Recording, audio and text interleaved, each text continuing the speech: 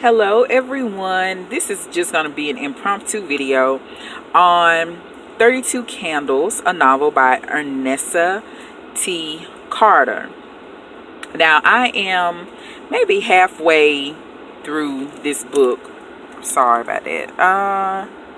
Yeah, I'm about halfway through this book. And this was just my library haul. I'm trying to finish up a TBR, but this book is so far so good. I am enjoying it.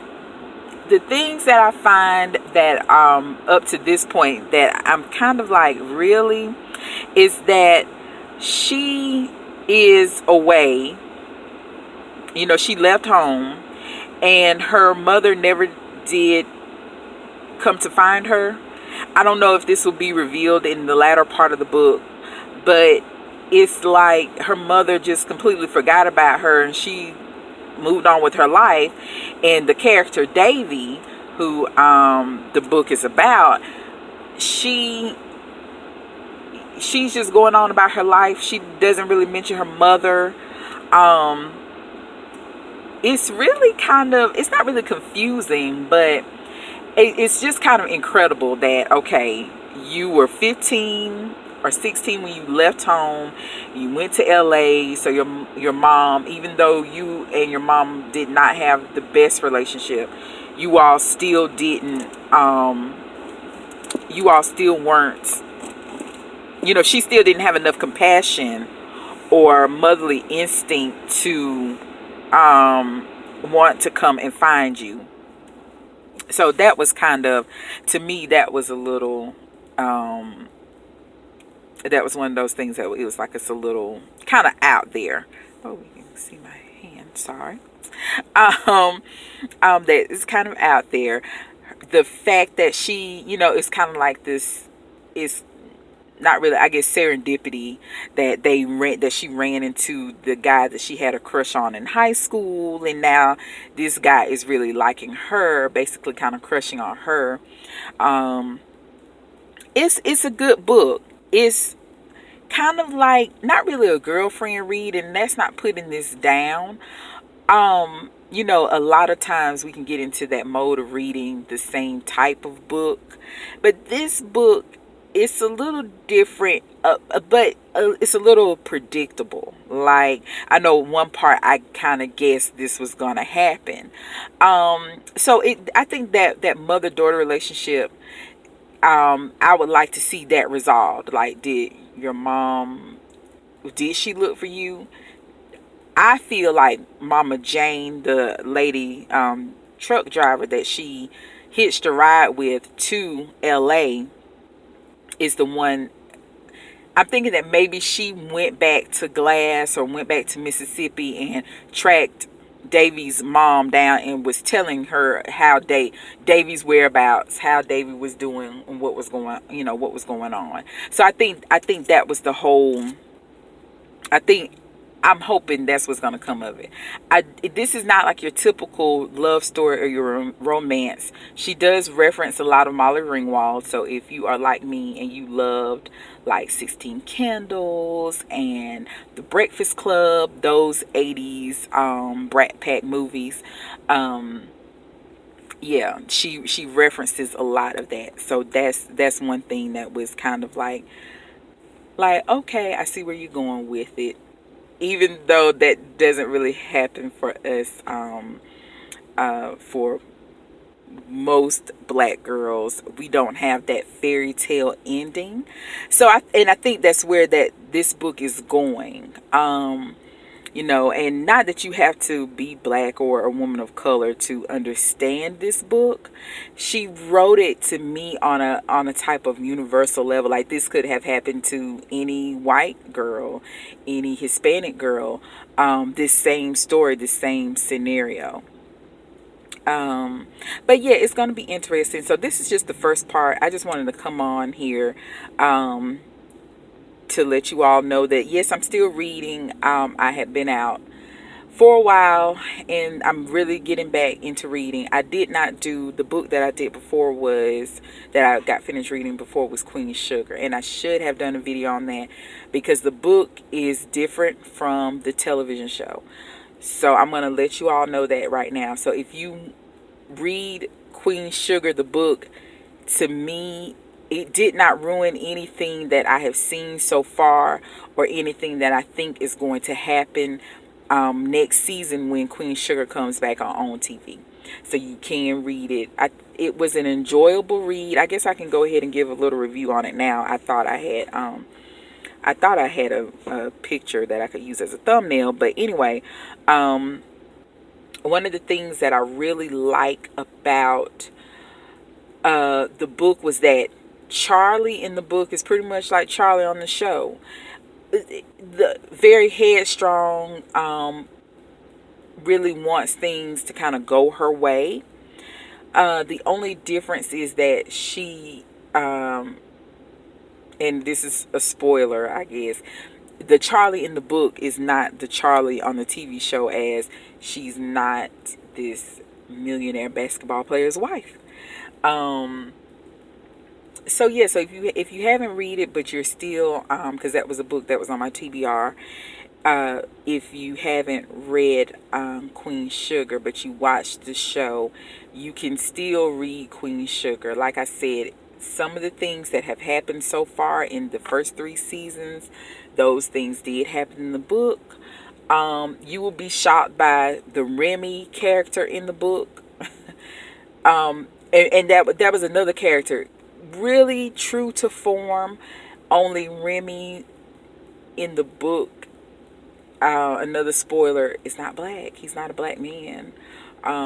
Remy is white guy, sugarcane farmer.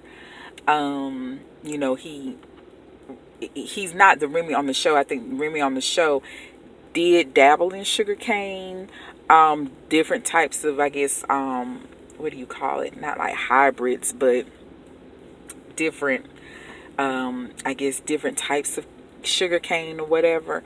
And he really came and helped. So the character, but it's just the person that you imagine as Remy is not, you know, she just describes him as a totally different person. But Charlie and Remy do have a relationship in the book, like they do on the show. Now, how they do this on the show and where they take their relationship is a totally different story than what happens in the book. So, we'll just have to wait and see. So if you read Queen Sugar, then you know how it turns out. But if you look at the show, you're kind of like, oh, well, they left that door kind of open. They might get together, they might not, or they might get back together, or they'll still stay, you know, or they would be, you know, they would still stay apart or be separated or whatever. But yeah, so I'm going to try to go ahead. I don't know if I'm going to meet my Goodreads challenge for this year. I know some people have read like probably close to 50, 60 books this year, and I have not been reading nearly as many books as I need to even meet that goal, because I have family life, and sometimes that gets in the way of me just having that downtime to read and to do, you know, just to read and just to really get into a book. So yeah, so like I said, this is the second book so far that I've started back on. I'm trying to cut back on my spending, so I really haven't bought any books.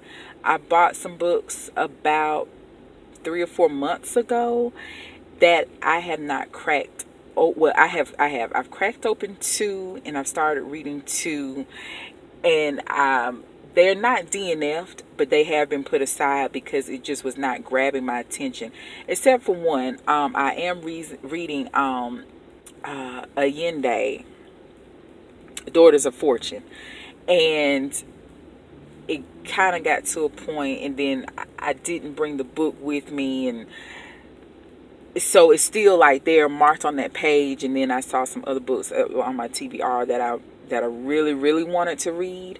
So it's there. It's still on my nightstand. It's a book that I do plan on finishing up, but when, I'm not sure. The same thing with oh, what's my other book? It's by John Irving. And it's really good, but I just don't know. And when I started reading that book, that was around the time that I kind of fell ill, and that really kind of took me out for like a couple of weeks to a month as far as reading. And so it just really was not grabbing my attention. So I had to come back to my TBR and see books that I really wanted to read. And where I work, I found this really good library that has an expansive um it has an expansive African American literature section. So a lot of the books that were talked about last year, that people talked about on their channels, especially when it comes to African American authors, um and not really even African American authors, because I was going to get Fates and Furies. That was a book a couple of months ago that people were talking about, and that is now here. That is in the library. That I was going to get that book first before I got Queen Sugar. So I didn't. I ended up not getting it. So yeah. Um, Let me see. But yeah, I think that's it. I'm just here, waiting on my son. So I will talk to you all later for part two of review, this book review on 32 Candles. And so, if you all would please subscribe and let me know what you're reading, what I should read next, what should go on my TBR for 2018. I think that a lot of the booktubers that I look at or listen to at work are reading really different things. So I'm trying to figure out where my mood is. And I'm still on I had started out doing the Philippa Gregory um um to me, I guess I call it like a challenge.